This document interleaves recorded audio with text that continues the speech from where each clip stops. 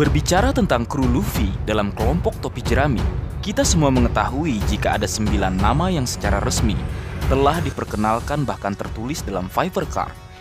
Mulai dari Roro Noa Zoro nomor 2, Nami nomor 3, Usopp nomor 4, Vinsmoke Sanji nomor 5, Tony Chopper nomor 6, Nico Robin nomor 7, Cyborg Franky nomor 8, Soul King Brook nomor 9, dan sang kasatria lautan Jinbe nomor 10. Selain itu, ada nomor 11 Going Merry, kapal pertama kelompok bajak laut topi jerami, nomor 12 kapal terbaru Tausan Sunny, dan nomor 13 ada sang putri dari kerajaan Alabasta, Nefertari Vivi, yang juga merupakan kru rahasia atau tersirat dari kelompok bajak laut topi jerami.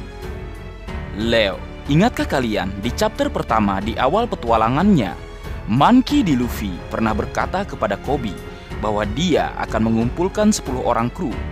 Namun jika kita melihat kembali dua versi penafsiran terkait keinginan Luffy mencari kru untuk kelompok bajak lautnya yang tampak pada balon pembicaraan Luffy. Di versi yang pertama, Luffy berkata, I hope I can find at least 10 people. Yang intinya Luffy akan mencari paling sedikit 10 orang. Kemudian di versi yang kedua, Luffy berkata, I think about 10 men should do. Yang intinya sekitar 10 orang cukup. Atau kata sekitar mengartikan bisa 9, bisa 10, atau bahkan bisa 11.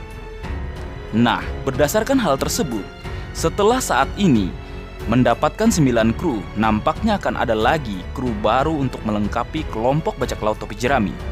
Siapa sajakah calon-calon kuatnya? Ini dia, Check This Out! Setelah lama tak terlihat usai akhir Arch Fishman Island dan kemunculannya dalam cover story, Karibu akhirnya dimunculkan kembali saat Arch Wano Kuni. Tepatnya saat Luffy berada di tambang penjara Udon di chapter 926.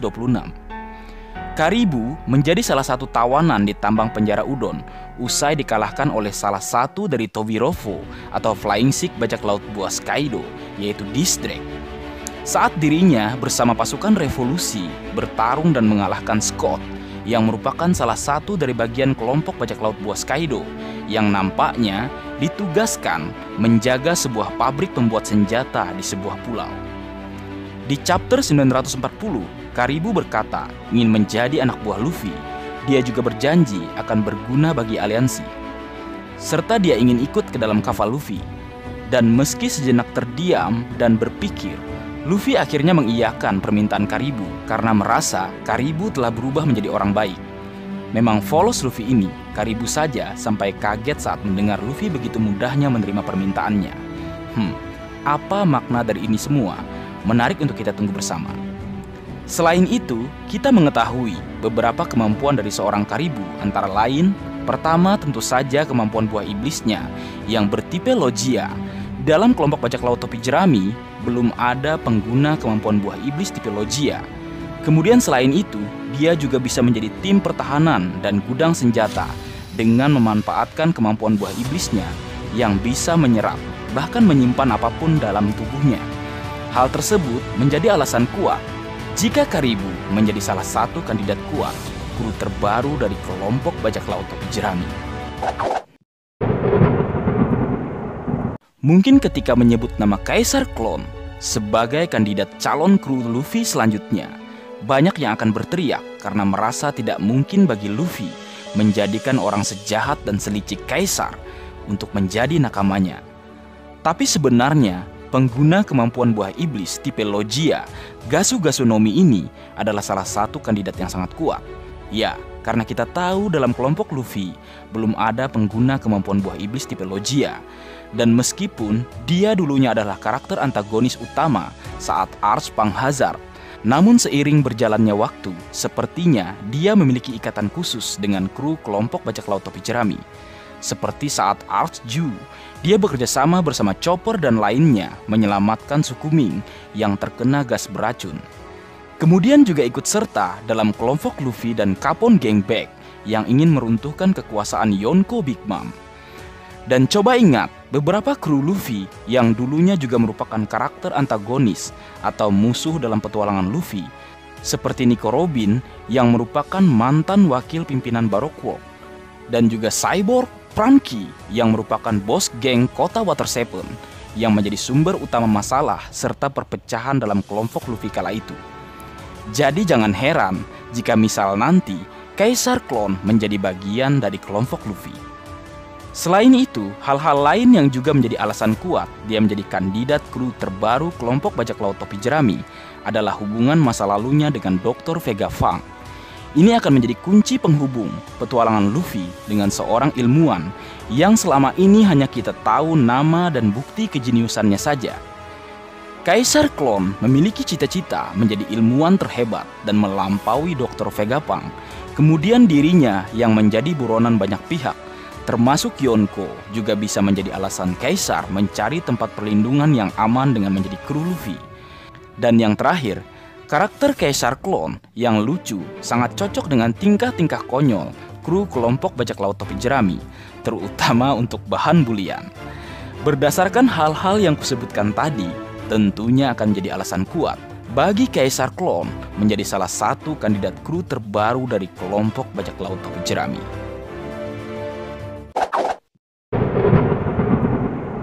Marco the Phoenix adalah mantan komandan divisi pertama kelompok bajak laut Shirohige. Ia merupakan salah satu komandan divisi yang paling menonjol dalam perang puncak Marineford selain Hiken no S, Daemon Zos, dan Kaken no Pista. Sesuai dengan julukannya, Marco adalah komandan divisi pertama bajak laut Shirohige yang memiliki kemampuan buah iblis, Zoan mitologi, Tori Tori Nomi model Phoenix. Saat perang puncak Marineford dengan kekuatan buah iblis serta kemampuan regenerasi dari apinya, Marco mampu mengimbangi kekuatan dari 3 admiral terkuat angkatan laut, yaitu Akainu, Aokiji, dan Kizaru.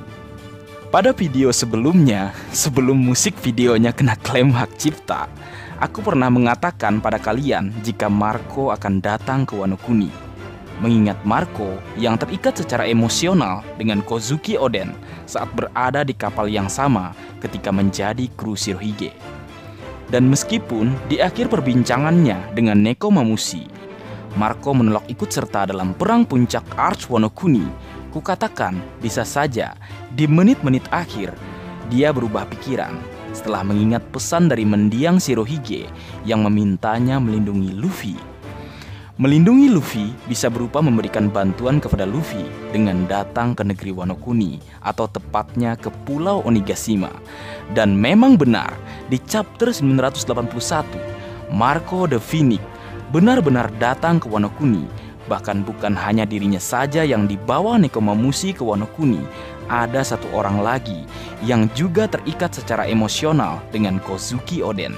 Dialah Izo, salah satu mantan abdi Kozuki Oden yang juga merupakan salah satu komandan divisi bajak laut Shirohige. Kembali ke Marco the Phoenix, saat ini dia sudah tiba di Wano Kuni, atau lebih tepatnya saat ini Marco sudah ada di Onigashima.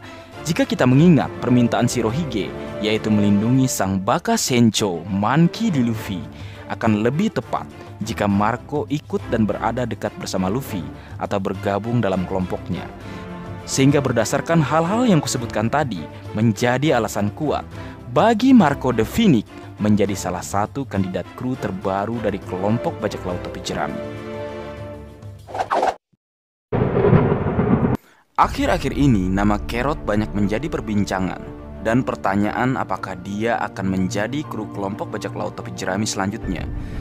Setelah sebelumnya dia menjadi korban tuduhan banyak pihak sebagai sang pengkhianat di kubu klan Kozuki, termasuk aku. Maaf Carrot. Kita ketahui bersama, Carrot merupakan bagian dari Masketir Inuarashi. Namun sampai dimulainya pergerakan penyerangan aliansi yang memihak klan Kozuki di Pulau Onigashima, Carrot tidak ikut bergabung dalam pasukan Masketir suku Ming di bawah pimpinan Sicilian. Dia malah selalu ada bersama kru kelompok bajak laut topi jerami. Bahkan ketika semua orang menyambut bergabungnya Jinbe, dia juga ikut masuk dan bergabung dalam euforia tersebut. Apakah ini sebuah clue? Menarik. Kita semua juga tahu jika Carrot adalah salah satu suku Ming yang berhasil mengendalikan kemampuan sulongnya.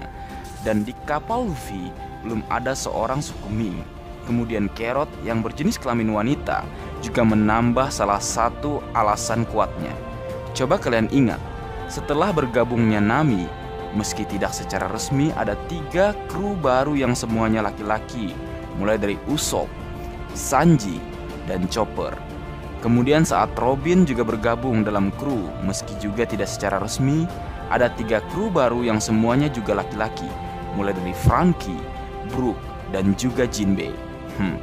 Apakah kalian berpikiran yang sama denganku, dengan kemungkinan kru selanjutnya adalah seorang wanita? Berdasarkan hal-hal tersebut, layak kiranya memasukkan Carrot sebagai salah satu kandidat dari kru kelompok bajak laut topi jerami yang baru. Karakter ini pertama kali muncul di Arch Wano Kuni, tepatnya ketika Luffy terdampar di sebuah pantai Kuri, salah satu wilayah di negeri Wano Kuni. Otama diketahui memiliki kemampuan menjinakkan hewan buas, seperti yang ia lakukan pada seekor babun di pantai Kuri. Bahkan dengan kemampuan Ki Bidangonya, dia juga mampu menjinakkan pengguna kemampuan buah iblis buatan atau Smile, seperti Speed dan All Might atau yang kita kenal dengan Babanuki. Apakah kemampuan Otama ini juga mampu bekerja pada pengguna kemampuan buah iblis tipe Zoan seperti Spinosaurus milik Taekwon, Mamut milik Jack Sang Tandus, atau mungkin naga milik Kaido? Menarik untuk menunggu hal tersebut. Jika benar, tentunya buah iblis ini sangat berbahaya, dan ini akan menambah deretan buah iblis berbahaya yang digunakan oleh user yang tidak terlalu kuat atau bisa kita katakan lemah, seperti Perona dengan horo-horonominya, Sugar dengan hobi-hobi nominya, dan juga Noro-noronomi milik si kepala belah.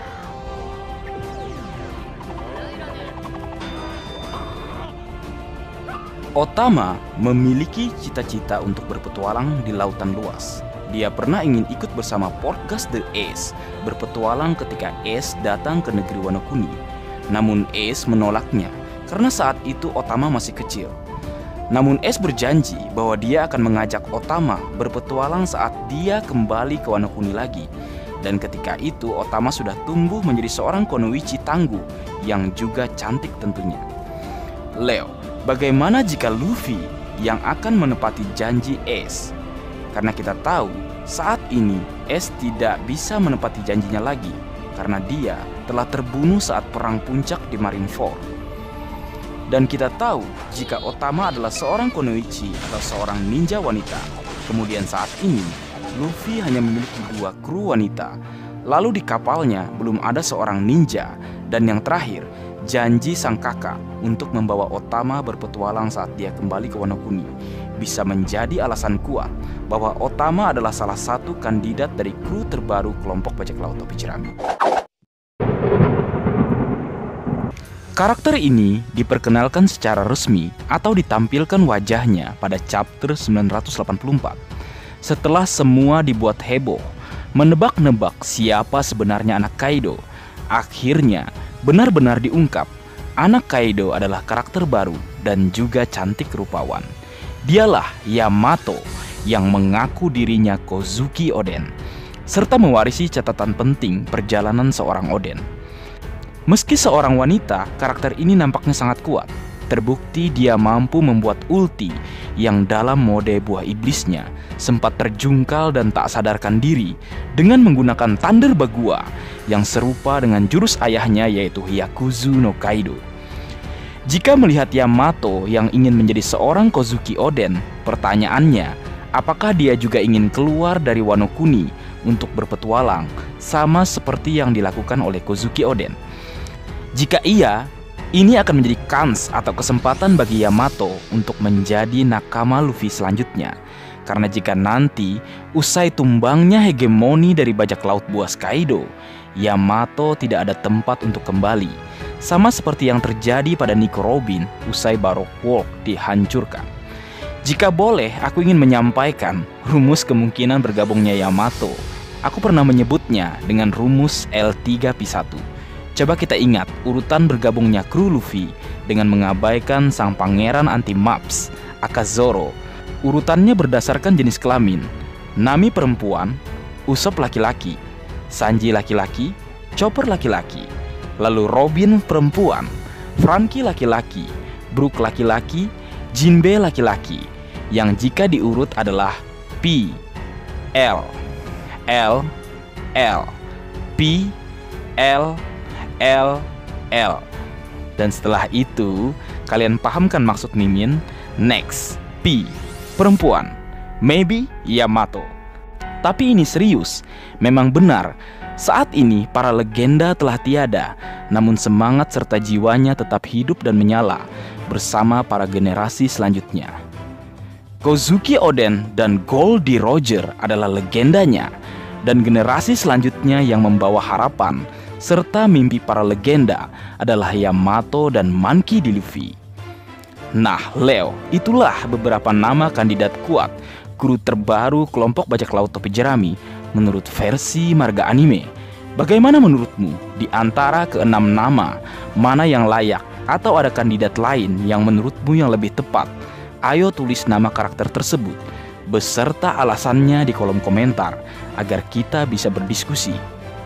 Baik, jika ada kesalahan dalam pengucapan atau hal yang menurut kalian kurang pas atau kurang tepat, marga anime memohon maaf yang sebesar-besarnya. Sekian.